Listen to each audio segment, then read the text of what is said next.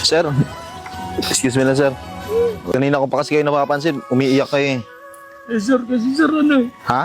yung anak ko, kailangan ng pambili ng gamot. Anak nyo? Oo po, Ba't asan ba yung anak nyo?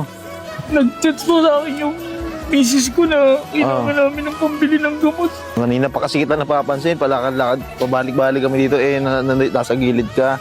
Kaya po eh, hindi ko naman problema po ako. Hindi ko Magka- pa alam kung anong gagawin ko eh. Magkano ba to? Kasama ko eh. Magkano ba tong gamot mo?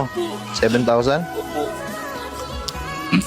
Sir, kanina pa po ako dito. Hindi Alam mo- ko po alam kung paano po yung gagawa ko ng parang kasi puro utang na po ako, sir. Huwag kang masyadong problema yan. Hayaan mo yung problema sa'yo. 7,000, o gawin ko ng 10,000.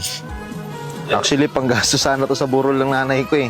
Salamat talaga, sir. Oh, gawin. Salamat. Gawin ko 10 ha. Ingat Sir, ka pala. salamat talaga, sir. Diyan ka lang. Kuha akong bigas. Diyan ka lang.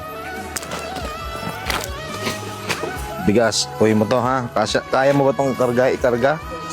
Maraming salamat talaga, sir. Santon Gold Coffee Mix ha. Sa yan. Eh, may. Sige, dito na ako ha. Sige po, sir. Salamat po. Kaya na umiyak ha.